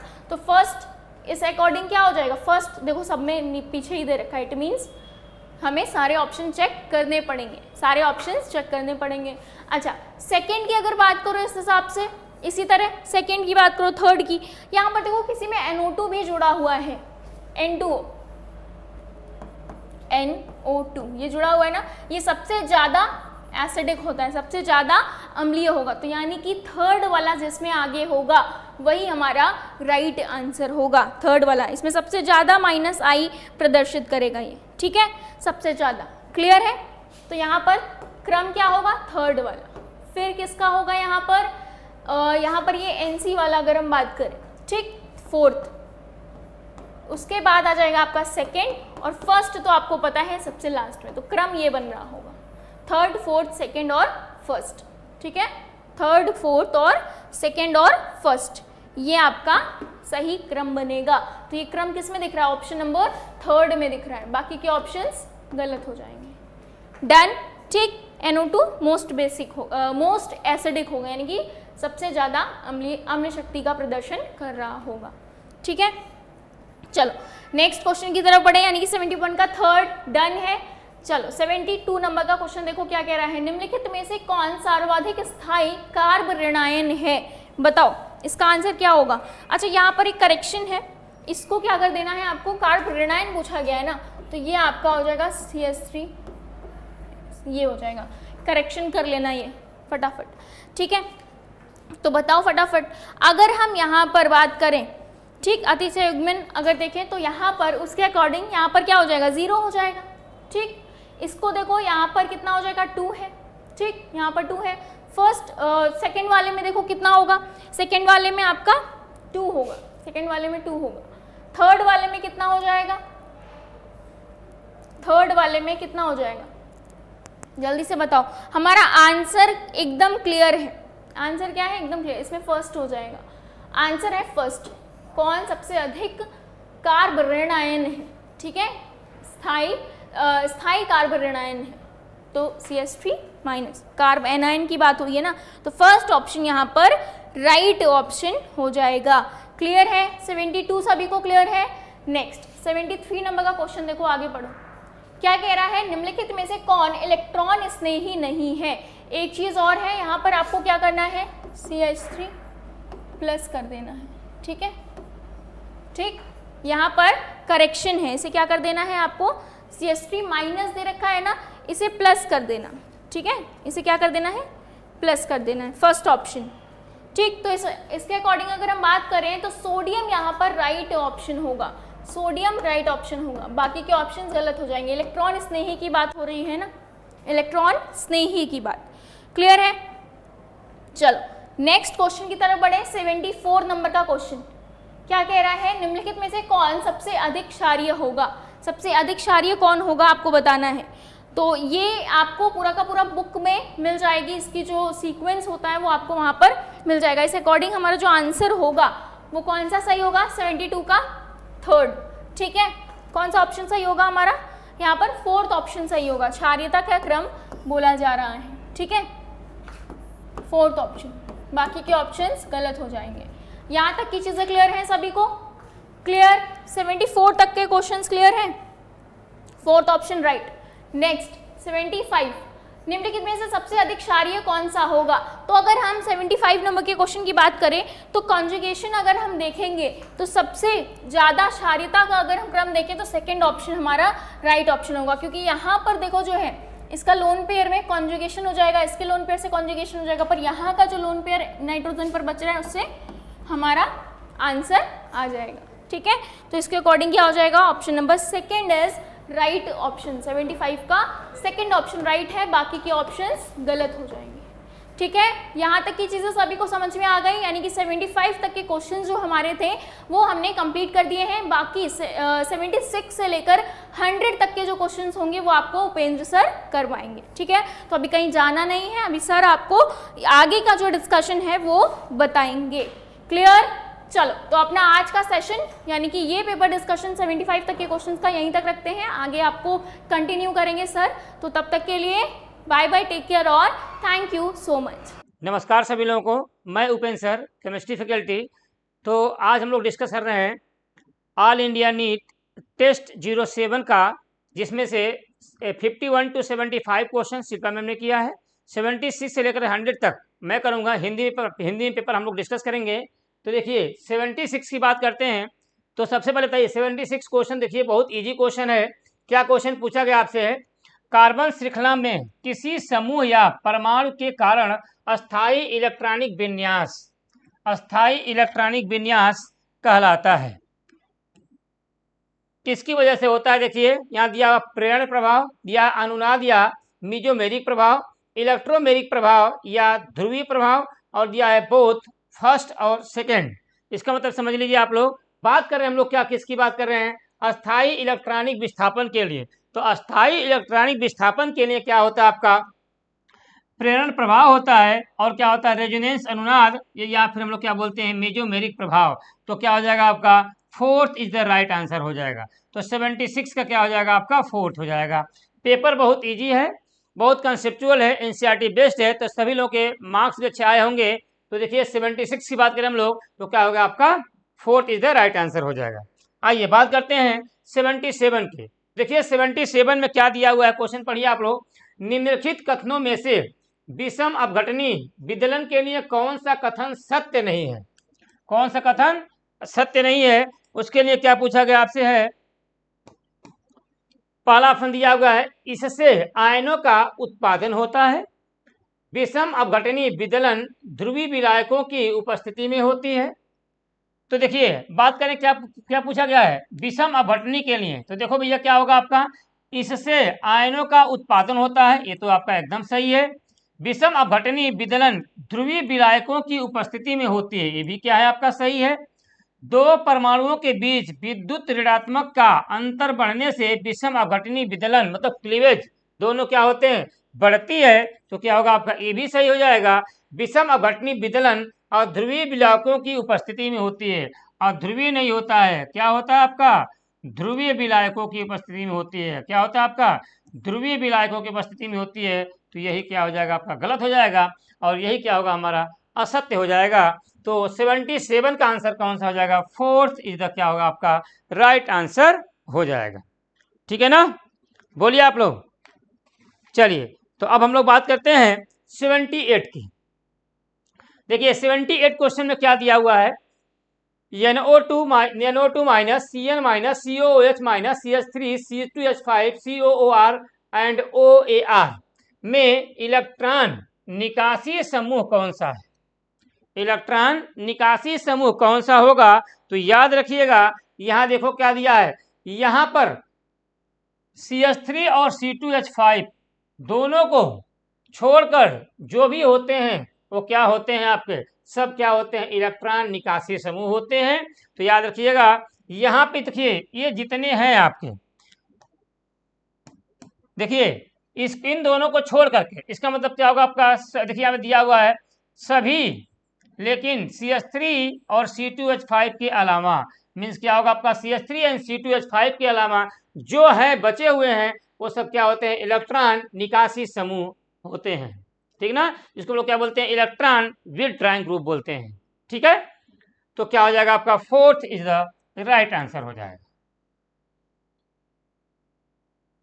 79 की बात करें तो क्या देखिए क्या लिखा हुआ है, निम्नलिखित में से कौन सा कथन इलेक्ट्रॉन स्नेही के लिए सत्य है? जल्दी से आंसर दीजिए आप लोग। इलेक्ट्रॉन स्नेही, ए नाभिक स्नेही होते हैं, ए इलेक्ट्रॉन न्यून होते हैं, ए धनात्मक आवेशित केंद्र पर जुड़ते हैं, दोनों फर्स्ट और सेकेंड। जल्दी से आंसर दीजिए आप लोग, क्या होगा आपका। चलिए देखिए क्या लिखा हुआ है, इलेक्ट्रॉन स्नेही की बात किया गया है, तो अगर इलेक्ट्रॉन स्नेही की बात किया गया है तो क्या होगा आपका, जो इलेक्ट्रॉन स्नेही होते हैं वो क्या होते हैं, उनके पास इलेक्ट्रॉन की कमी होती है, और जिसके पास इलेक्ट्रॉन की कमी होती है उसे हम लोग क्या बोलते हैं, इलेक्ट्रॉन न्यून होता है, उसके ऑक्टेट क्या होते हैं, इनकम्प्लीट होते हैं, तो क्या बोल देंगे हम लोग, क्या ए इलेक्ट्रॉन न्यून होते हैं। ठीक है, चलिए अब हम लोग बात करते हैं 79 हो गया, बात करते हैं हम लोग 80 क्वेश्चन की बात करें। देखिए क्या दिया हुआ है आपका, निम्नलिखित क्रमों में केवल नाभिक स्नेही उपस्थित है, कि क्या है आपका, नाभिक स्नेही उपस्थित है। देखिए क्या दिया आपका, H2O NH3 एंड CH4। याद रखिएगा नाभिक स्नेही की बात करेंगे हम लोग, तो नाभिक स्नेही किसको बोलेंगे, जिसके पास क्या हो, लोन पेयर होगा, वही क्या होगा, अपन लोन पेयर डोनेट करेंगे, और जो लोन पेयर डोनेट करता है उसे हम लोग क्या बोलते हैं, नाभिक स्नेही बोलते हैं। तो देखिए यहाँ पे किसके पास लोन पेयर है, देखिए यहाँ पे इसके पास तो लोन पेयर है, मतलब बोल सकते हैं क्या, फास्फोरस के पास एक लोन पेयर है, सल्फर के पास 2 लोन पेयर है और यहाँ पर नाइट्रोजन के पास एक लोन पेयर है। तो देखिए इसके पास लोन पेयर है, तो क्या होंगे आपके, ये नाभिक स्नेही होंगे। लेकिन देखिए यहाँ CH4 है, इसके पास लोन पेयर नहीं है, तो यहाँ देखो क्या है, लुईस एसिड है, इनके पास तो लोन पेयर होगा ही होगा नहीं। यहाँ बात करें तो इनके पास तो है, लेकिन इन दोनों के पास नहीं है, तो क्या होगा आपका, नाभिक स्नेही नहीं होंगे। तो क्या होगा आपका, 3rd is the right answer हो जाएगा। मीन्स आप कह सकते हैं कि नाभिक स्नेही कौन कौन से होंगे, PH3 फास्फीन, H2S एंड ट्राईमिथिल को बोलेंगे, देखो 3 डिग्री एमीन बोल दीजिए, या बोल देंगे CH3 का होल थ्राइस, CH3 का होल थ्राइस एन, मतलब बोल देंगे क्या हम लोग कि क्या ट्राई मेथिल हम लोग बोल देंगे इमीन हो जाएगा आपका, ठीक है ना। चलिए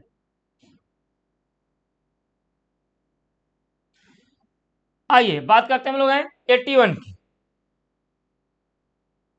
81 क्वेश्चन देखिए क्या दिया हुआ आपका है, दिए यौगिकों में सही कथन चुने। देखिए आपका ये दिया हुआ एनिलीन, ये क्या दिया नाइट्रोबेंजीन। पूछ रहा है एनिलीन और नाइट्रोबेंजीन की बात करेंगे तो बोल रहा क्या, फर्स्ट पे प्लस आर और सेकेंड पे माइनस आर दर्शाता है, फर्स्ट पे माइनस आर और सेकेंड पे प्लस आर दर्शाता है, दोनों प्लस आर प्रभाव दर्शाते हैं या दोनों माइनस आर प्रभाव दर्शाते हैं। बताइए कौन सा आंसर होगा आपका। याद रखिएगा यहाँ हम लोग बात करेंगे NO2 क्या होता है, इसमें क्या होता है माइनस आर होता है, और NH2 की बात करेंगे एमीन पे तो क्या होता है आपका प्लस आर होता है। मतलब आप बोल सकते हैं क्या कि जो एनिलीन होता है उस पर क्या होता है प्लस आर प्रभाव को प्रदर्शित करते हैं, और NO2 क्या होता है माइनस आर प्रभाव को क्या करते हैं प्रदर्शित करते हैं। इसका मतलब क्या हो जाएगा 81 का first is the right answer हो जाएगा, ठीक है। चलिए अब हम लोग बात करते हैं 82 का। देखिए क्या दिया गया आपका, प्रेरणिक प्रभाव किस माध्यम से संचालित होता है। सिग्मा इलेक्ट्रॉनों के स्थानांतरण द्वारा, पाई इलेक्ट्रॉनों के स्थानांतरण द्वारा, पाई इलेक्ट्रॉनों के विस्थापन द्वारा, और क्या बोलेंगे सिग्मा इलेक्ट्रॉनों के विस्थापन द्वारा। तो जल्दी से इसका आंसर दीजिए आप लोग, इसका आंसर क्या होना चाहिए, जल्दी से आंसर दीजिए आप लोग, बोलिए। इंडक्टिव इफेक्ट की बात करेंगे तो इंडक्टिव इफेक्ट अगर हम लोग बात करते हैं तो याद रखिएगा इसको हम लोग बोलते हैं प्रेरणिक प्रभाव, और प्रेरणिक प्रभाव की बात करेंगे तो क्या होता है आपका सिग्मा इलेक्ट्रॉनों का विस्थापन होता है। क्या होता है डिस्प्लेसमेंट ऑफ सिग्मा इलेक्ट्रॉन, तो क्या बोलेंगे हम लोग सिग्मा इलेक्ट्रॉनों का क्या बोलेंगे विस्थापन द्वारा होगा आपका, मीन्स क्या होगा आपका फोर्थ इज द क्या होगा यहाँ पे राइट आंसर हो जाएगा, ठीक है। चलिए 83 क्वेश्चन की बात करें हम लोग, देखिए क्या दिया हुआ है, ये कंपाउंड दिया हुआ क्या NO2 CH2 CH2O minus CH3 CH2O minus से अधिक अस्थाई है क्यों। अति संयुग्मन, अनुनाद, प्रेरणिक प्रभाव और उपरोक्त में से सभी। जल्दी बताइए यहाँ पे क्या होगा, बोलिए। याद रखिएगा देखिए यहाँ पे हम लोग बात करें तो NO2 पे क्या होगा आपका, और यहाँ पे देखिए NO2 पे माइनस आई और क्या होता है माइनस आर हो जाएगा। आप बोल सकते हैं क्या कि अगर इनसे अधिक अस्थाई क्यों है, कौन सा फर्स्ट वाला ग्रुप, क्योंकि प्रेरणिक प्रभाव होता है जिसको हम लोग क्या बोलते हैं इंडक्टिव इफेक्ट बोलते हैं, और अगर इंडक्टिव इफेक्ट बोलते हैं तो यही क्या होगा आपका, यही क्या होगा फर्स्ट क्या बोलेंगे प्रेरणिक प्रभाव की वजह से क्या होगा आपका अधिक अस्थाई है, ठीक है, बोलिए। चलिए बात करते हैं 84 की। देखिए क्या दिया हुआ है, निम्नलिखित में से कौन सा कार्बधनायन सबसे अधिक अस्थाई है। कार्बधनायन की बात करेंगे तो याद रखिएगा कि 3 डिग्री कार्बधनायन carbocation is more stable than 2 degree, और 2 डिग्री क्या होता है आपका मोर स्टेबल होता है 1 डिग्री से। इसका मतलब बोल सकते हैं क्या सबके पूछा सबसे अधिक अस्थाई कार्बधनायन मीन्स बोलेंगे कार्बोकैटायन, तो क्या होगा आपका 3 डिग्री कार्बोकैटायन क्या होता है आपका मोर स्टेबल होता है। तो कौन सा आंसर हो जाएगा second is the right answer हो जाएगा, क्योंकि 3 डिग्री क्या है आपका कार्बोकैटायन, 3 डिग्री कार्बोकैटायन, कार्बधनायन बोलेंगे, क्या बोलेंगे हम लोग कार्बधनायन,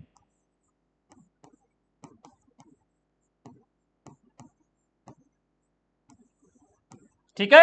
चलिए आइए बात करते हैं हम लोग हैं 85 क्वेश्चन में क्या दिया हुआ है। देखिए कॉलम फर्स्ट को कॉलम सेकंड से क्या करना है मैच करना है और सही संबंध को चुनना है। तो देखिए सर अगर सही संबंध की हम लोग बात करते हैं तो देखिए यहाँ पे क्या लिया हुआ आपका है अनुनाद।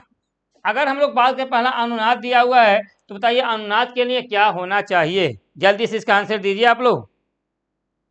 अनुनाद के लिए क्या होना चाहिए, सबसे पहले बात करें अनुनाद के लिए क्या होगा आपका, आप जानते हैं अनुनाद की बात करें रेजोनेंस की बात करेंगे तो पाई इलेक्ट्रॉन का क्या होता है डिस्प्लेसमेंट होता है मीन्स विस्थापन होगा। तो क्या बोल देंगे हम लोग सबसे पहले बोलेंगे अनुनाद का मतलब क्या होता है पाई इलेक्ट्रॉन का क्या होगा आपका क्या होगा आपका विस्थापन, मतलब बोलेंगे डिस्प्लेसमेंट। अति संयुग्मन की बात करेंगे तो अति संयुग्मन किसमें होता है, बताइए आप लोग। देखिए सिग्मा बंध या अल्फा हाइड्रोजन परमाणु के इलेक्ट्रॉन का उपयोग करते हैं, तो यहाँ अति संयुग्मन बोल देंगे हम लोग, क्या किसके लिए हो जाएगा आपका फोर्थ के लिए। तो देखिए यहाँ पे कौन सा हो जाएगा आपका फर्स्ट का थर्ड, सेकेंड का फोर्थ, बी का बोलेंगे क्या बी का फोर्थ, बी का फोर्थ, देखो दोनों सही है। प्रेरणिक प्रभाव की बात करते हैं तो प्रेरणिक प्रभाव क्या होता है आपका कार्बन श्रृंखला में अस्थाई ध्रुवीयता का बनना। क्या होगा आपका कार्बन श्रृंखला में अस्थाई ध्रुवीयता का बढ़ना क्या होता है आपका, यही क्या होगा आपका प्रेरणिक प्रभाव हो जाएगा। तो क्या हो जाएगा आपका सी का फर्स्ट हो जाएगा, मीन्स क्या कह सकते हैं आपका second is the right answer हो जाएगा। ठीक है,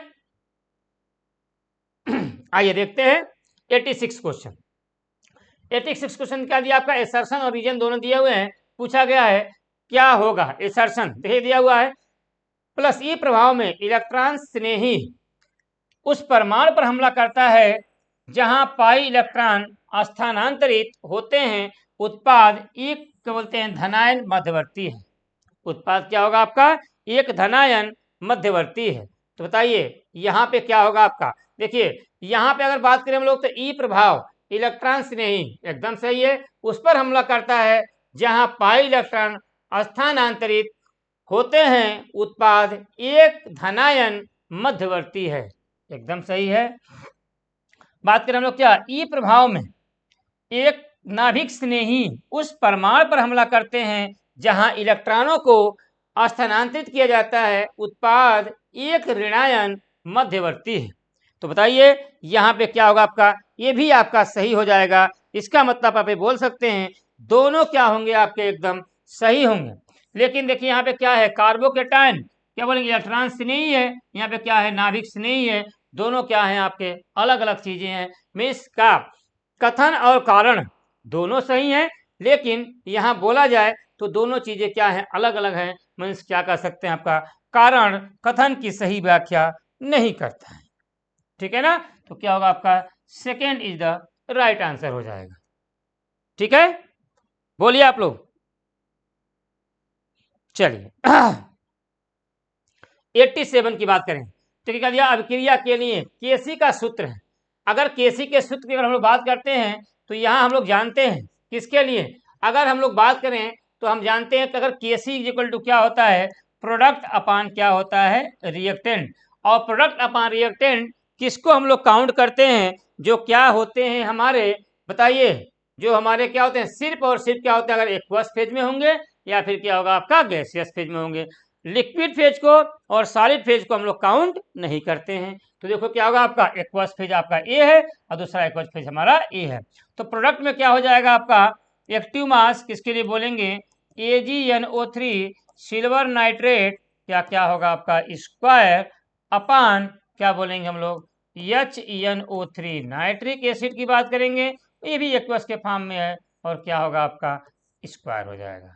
तो केसी की वैल्यू हो जाएगी आपकी यही, मीन्स कह सकते हैं आप लोग क्या थर्ड इज द क्या होगा यहाँ पे राइट आंसर हो जाएगा।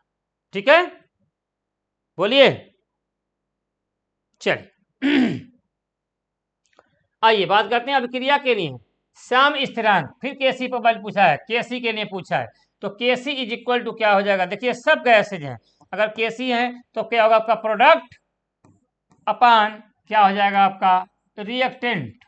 तो देखिए प्रोडक्ट अपान रिएक्टेंट की बात करेंगे तो NO की एक्टिव मास NO की पावर 4, एक्टिव मास H2O की पावर 6, क्योंकि सब गैसेज में है, अपान एक्टिव मास NH3 की पावर क्या हो जाएगा 4 और एक्टिव मास O2 की पावर क्या हो जाएगा आपका 5 हो जाएगा। तो देख लीजिए मैच कर लीजिए कौन सा होगा 4, 6, 4 एंड 5, तो कौन सा होगा यहाँ पे 4, यहाँ पे देखिए NO4, तो थर्ड इज द क्या होगा यहाँ पे राइट आंसर हो जाएगा। क्या होगा आपका थर्ड इज द यहाँ पे राइट आंसर हो जाएगा।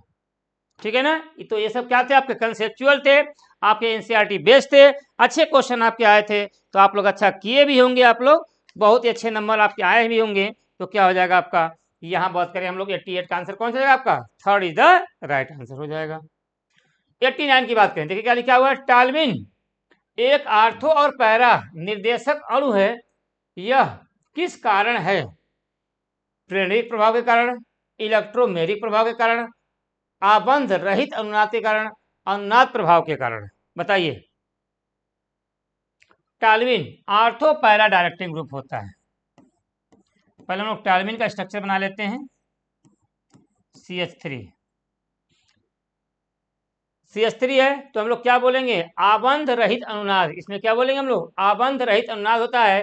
और देखिए जो इलेक्ट्रॉन डोनेटिंग ग्रुप होते हैं वो क्या होते हैं आपका? Ortho and para directing group होते हैं। और आर्थो और पैरा निर्देशक समूह होते हैं। तो क्या होगा? CH3 क्या होता है आपका?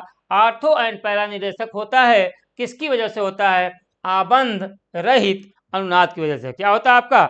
आबंध रहित अनुनाद की वजह से हो जाएगा आपका। Third is the right answer हो जाएगा। बात करते हैं हम लोग 90 क्वेश्चन की। देखिए क्या दिया, निम्नलिखित में से किस अभिक्रिया के केसी मात्रकहीन है?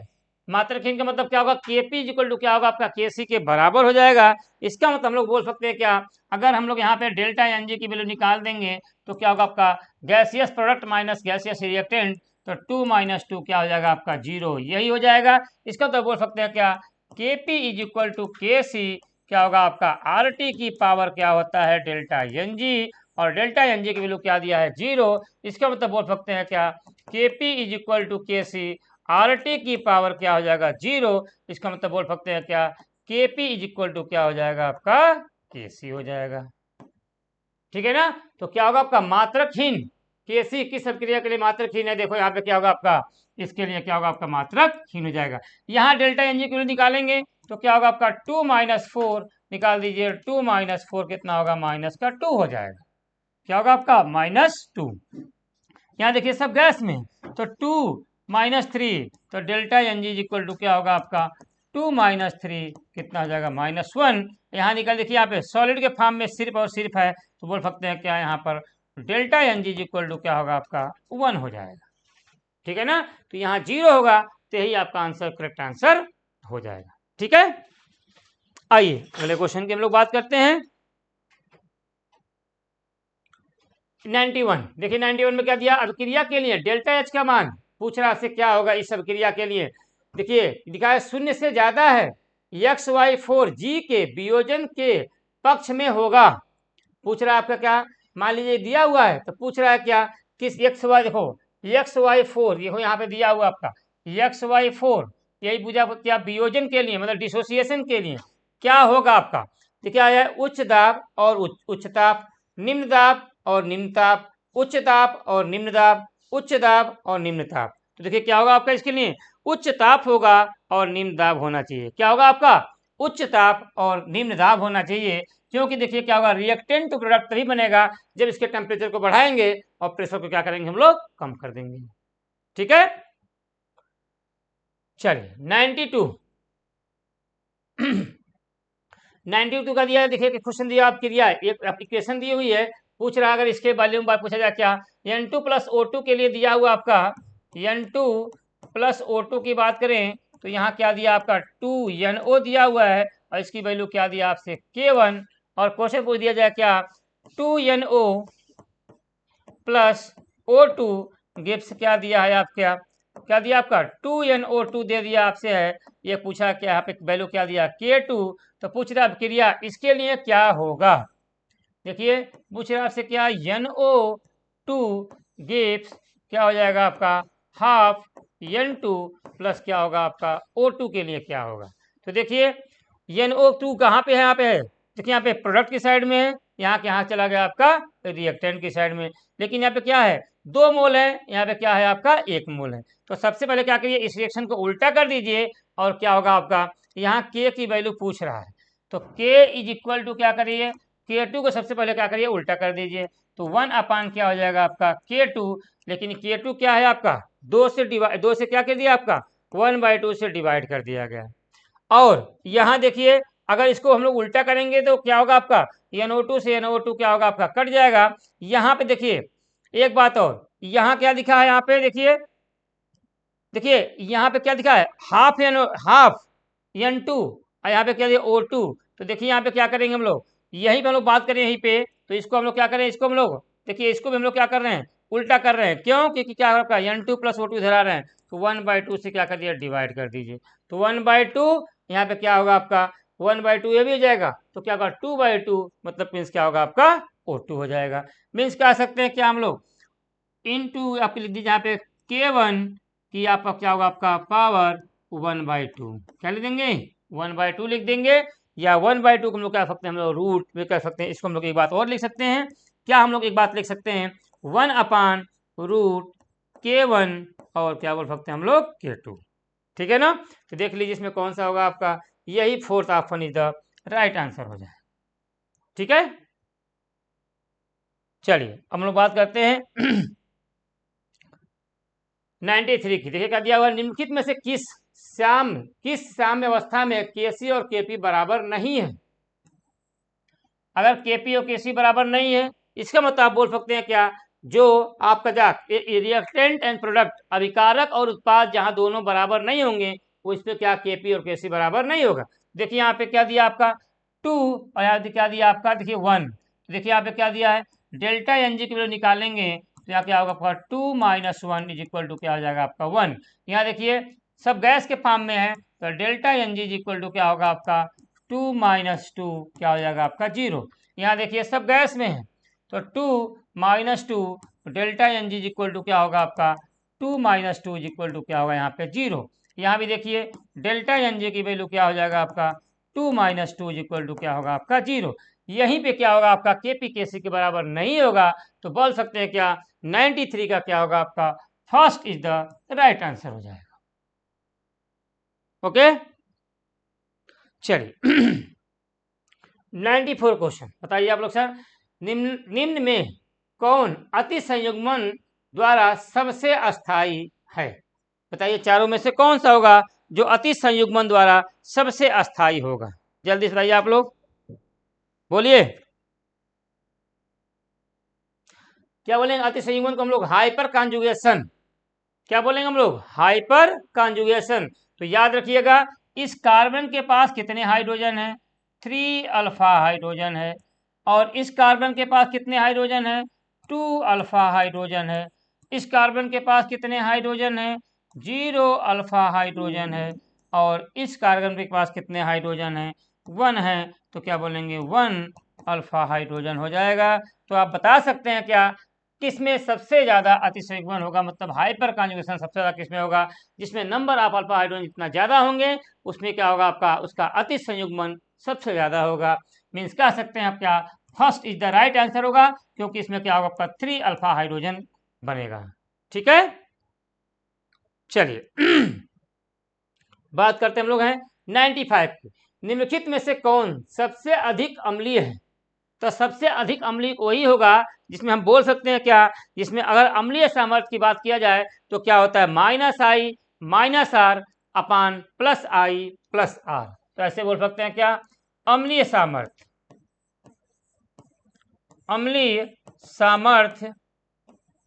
की बात किया जाए तो अम्लीय सामर्थ्य का मतलब क्या होगा आपका -I, -R डिवाइड बाई क्या होगा आपका +I, +R। तो क्या होगा देखिए यहाँ पे, यहाँ देखा जाए तो देखिए यहाँ पे बोला जाएगा क्या हम लोगों से, देखिए -I - R, तो आप किसके किसके लिए यहाँ पे सब में COH, सब में COH कॉमन है।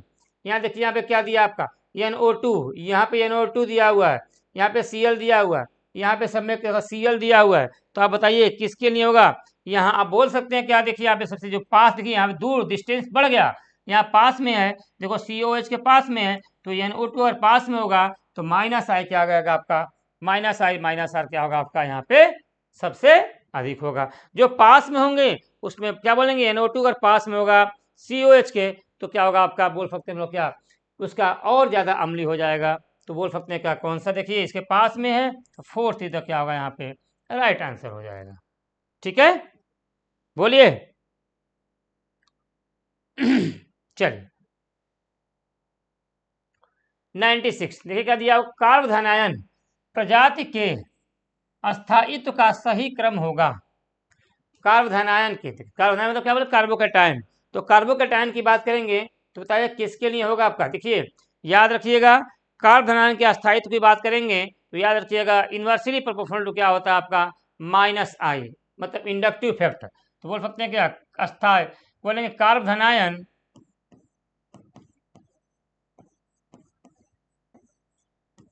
अस्थायित्व की बात करेंगे इज इन्वर्सली प्रोपोर्शनल टू क्या होता है, माइनस आई। तो देख लीजिए यहाँ पे क्या लग रहा है आपका, माइनस आई, यहाँ भी क्या लगेगा आपका, माइनस आई, यहाँ भी क्या लग रहा है आपका, माइनस आई। लेकिन इसमें ऑर्डर क्या होगा आपका, सबसे कम किसका होगा बताइए, एफ का, फिर सी एन का, फिर क्या होगा आपका NO2 का। तो क्या होगा आपका, अगर माइनस आई की बात करें, देखो माइनस आई तो सबसे ज्यादा माइनस आई किसमें होगा आपका, NO2 में, फिर थोड़ा आपका क्या होगा NC में, फिर क्या होगा आपका फ्लोरीन में। तो क्या होगा आपका, सबसे अधिक अस्थाई वही होगा कौन, जिसमें माइनस आई की वैल्यू क्या होगी, सबसे कम होगी। तो यही क्या होगा आपका, second is the right answer हो जाएगा। ठीक है ना, चलिए 97 देखिए क्या लिखा है, 97 में मेजोमेरिक प्रभाव कार्य नहीं करता है। मेजोमेरिक इफेक्ट किस पे कार्य नहीं करेगा, जल्दी से आप आंसर दीजिए। मेजोमेरिक प्रभाव किस पे वर्क नहीं करेगा, आप लोग आंसर दीजिए, बोलिए बोलिए किस पे वर्क नहीं करेगा। मेजोमेरिक प्रभाव उस पे वर्क नहीं करेगा जिसमें क्या होगा आपका, जहां पे रेजोनेंस पॉसिबल नहीं होगा, और जहां पे रेजोनेंस पॉसिबल नहीं होगा वहीं पे मेजोमेरिक प्रभाव काम नहीं करेगा। देखिए यहाँ पे क्या होगा आपका, देखिए lone pair single bond positive charge, यहाँ पे रेजोनेंस हो जाएगा। यहाँ अगर इसका हम लोग स्ट्रक्चर बनाते हैं तो क्या बन जाएगा आपका CH3 C double bond O, यहाँ क्या होगा आपका CH2, यहाँ पे क्या होगा आपका CH2 पॉजिटिव। देखिए double bond single bond positive charge, यहीं पर मेजोमेरिक प्रभाव कार्य नहीं करेगा। यहाँ देखिए आपका क्या होगा आपका, lone pair single bond positive charge, यहाँ पे क्या होगा आपका, ये रेजोनेंस तो है ही है आपका, तो यहीं पे आपका पॉसिबल नहीं होगा। ठीक है, चलिए बात करते हैं 98 की। तो माइनस आई प्रभाव में निम्न समूहों को घटते हुए क्रम में लिखिए। माइनस आई प्रभाव घटते हुए क्रम में लिखना है आपको। तो क्या होगा आपका NO2 Cl COH और क्या दिया आपका NH2। तो बताइए आपसे क्वेश्चन पूछेगा यहीं पे कि बताओ किसका कौन सा होगा, तो जल्दी से आंसर दीजिए यहाँ पे कौन सा होगा आपका, बोलिए जल्दी बोलिए आप लोग। चलिए देखिए यहां अगर हम लोग बात करेंगे तो किसका घटते हुए क्रम में पूछा आपसे, माइनस आई प्रभाव, तो याद रखिएगा NO2 की बात करेंगे तो NO2 का सबसे ज्यादा होता है पहली बात। तो उसके बाद NO2 के बाद कौन सा होगा आपका, COOH एसिड क्या बोलेंगे, एसिटिक एसिड की बात कर देंगे। फिर उसके बाद बताइए कौन सा होगा आपका, Cl हो जाएगा, माइनस आई डोमिनेंट होता है इसमें। और फिर क्या बोल देंगे हम लोग, NH2 एनिलीन हो जाएगा। तो आप देख सकते हैं कौन सा होगा आपका, फर्स्ट का तो सबसे ज़्यादा होगा, मतलब क्या बोला घटते हुए क्रम में बोलना है तो फर्स्ट का तो सबसे ज़्यादा, फिर क्या होगा आपका थर्ड का, थर्ड इसमें भी है, उसका कौन सा होगा आपका, कौन सा होगा आपका Cl, मतलब बोलेंगे सेकेंड, और फिर क्या हो जाएगा फोर्थ, मतलब बोल सकते हैं क्या फोर्थ मतलब क्या NH2 का सबसे कम हो जाएगा। तो क्या होगा आपका third is the right answer हो जाएगा। ठीक है ना, बोलिए चलिए बात करते हैं 99 क्वेश्चन की। देखिए क्या दिया हुआ, निम्नलिखित आयनों को उनके अस्थायित्व के क्रम में रखें। तो एक बार पूछा आपसे, देखिए सब में कॉमन क्या है आपका, CH2 माइनस CH2 माइनस सब में कॉमन है। यहाँ देखना हमको ये है कि याद रखिएगा क्या बोलेंगे हम लोग, जितना माइनस आई प्रभाव जितना दूर जाएगा वो क्या होगा आपका, उसकी दूरी जितना माइनस पर जितना दूर जाएगा उसकी स्टेबिलिटी क्या होगी आपकी, कम होती जाती है। तो यहाँ याद रखिएगा, देखिए यहाँ पे क्या जुड़ा आपका मेटा पोजिशन पे, यहाँ पैरा पोजिशन पे, यहाँ पे आर्थो पोजिशन पे, यहाँ पे कोई आपका NH2 जुड़ा ही नहीं है। तो आप क्या बताएंगे इसका आंसर कौन सा होगा आपका, यहाँ बोल सकते हैं क्या, जितना दूर जाएगा उसका स्थायित्व उतना कम होगा। तो आप बता सकते हैं क्या आपका, देखिए यहाँ पे थर्ड तो सबसे पास में है, तो पास वाले क्या आर्थो वाला को सबसे ज्यादा हो जाएगा। तो देखिए यहाँ पे थर्ड इन तीन देखो दोनों में क्या है आपका थर्ड है, किसमें आपके दोनों में आपके क्या होंगे, आपके थर्ड थर्ड हैं। उसके बाद बताइए कौन सा होना चाहिए, सेकेंड या फर्स्ट, बोलिए। तो याद रखिएगा, अगर हम लोग अस्थायित्व की बात करेंगे, किसकी बात करें हम लोग, अस्थायित्व की बात करते हैं, तो याद रखिएगा किसके बारे में, माइनस आई के अस्थायित्व की बात करेंगे। तो इन्वर्सली प्रोपोर्शनल टू क्या होता है आपका, डिस्टेंस होता है, जिसको हम लोग क्या बोलते हैं, दूरी बोलते हैं, ठीक है ना। और एक पॉइंट और याद रखिएगा, क्या कारक धनायन की बात करेंगे तो क्या होता है आपका, इन्वर्सली प्रोपोर्शनल टू क्या होता है, माइनस एम भी होता है। तो बताइए अगर माइनस एम होगा तो यहाँ ये बोल सकते हैं क्या, अगर मेटा पोजीशन पे जुड़ा हुआ है तो यहाँ सिर्फ क्या होता है आपका, माइनस आई होता है, यहाँ पे क्या होता है, माइनस एम होता है, यहाँ पे क्या होता है, माइनस एम होता है। तो देखिए माइनस एम की वैल्यू ज्यादा हो जाएगी, इसका मतलब क्या हो जाएगा आपका, थर्ड के बाद कौन सा हो जाएगा बताइए, यहाँ पे फर्स्ट होगा कि सेकेंड, तो क्या होगा आपका, सेकेंड, सेकेंड होगा, क्या होगा आपका, सेकेंड हो जाएगा। और सेकेंड के बाद कौन सा होगा, फर्स्ट, इसकी तो सबसे कम हो जाएगा। तो कौन सा आंसर होगा आपका, थर्ड, सेकेंड, फर्स्ट, और कौन सा होगा आपका, आपका फोर्थ हो जाएगा। तो second is the right answer हो जाएगा, बोलिए। चलिए 100 क्वेश्चन की बात करते हैं, और लास्ट क्वेश्चन हमारा है, निम्नलिखित में से कौन सबसे न्यूनतम अस्थायी कार्बधनायन है, सबसे न्यूनतम, सबसे मिनिमम का अस्थायी कार्बधनायन है। तो याद रखिएगा कार्बधनायन की बात करेंगे तो कार्बधनायन, कार्बधनायन की बात करेंगे तो क्या होता है आपका, यहाँ पे डायरेक्टली प्रोपोर्शनल टू क्या होता है, plus M plus I, inversely proportional to क्या होता है, माइनस आई माइनस एम होता है। बोलिए होता है कि नहीं होता है। चलिए तो बताइए इसमें किसका होगा आपका, जल्दी बोलिए, बोलिए बोलिए। देखिए अगर ओ सी एस, देखिए इतने सब में कॉमन क्या है, सी एस टू प्लस सब में कॉमन है, तो हम लोग इसी से डिसाइड करेंगे यहाँ पे कौन सा इफेक्ट काम करता है, प्लस यम, इसमें कौन सा इफेक्ट काम करता है, देखिए मेटा पे जुड़ा हुआ है तो क्या करेगा, माइनस आई काम करता है, और यहाँ पे क्या जुड़ेगा, देखो NH2 की बात करेंगे इसमें भी क्या होता है आपका, प्लस यम होता है। तो बताइए अगर प्लस यम की बात करेंगे, इसमें आर्डर की बात करेंगे तो पूछा गया क्या, सबसे न्यूनतम कौन सा होगा आपका, तो ये सबसे न्यूनतम कौन सा होगा आपका, यही हो जाएगा, क्योंकि इसमें क्या लग रहा है, माइनस आई लग रहा है, ठीक है ना, इसमें कोई इफेक्ट ही नहीं लग रहा है। तो क्या बोलेगा, सबसे न्यूनतम अस्थायी, क्या बोलेगा, सबसे न्यूनतम अस्थायी कार्बोधनायन की बात करेंगे तो कौन सा होगा आपका, third is the right answer हो जाएगा। ओके, तो ये रहे हमारे हिंदी में हम लोग पेपर डिस्कस किए हैं 76 से लेकर के 100 क्वेश्चन। तो हम आशा करते हैं कि आप लोगों का पेपर बहुत ही अच्छा हुआ होगा, आप लोग के अच्छे मार्क्स भी आए होंगे।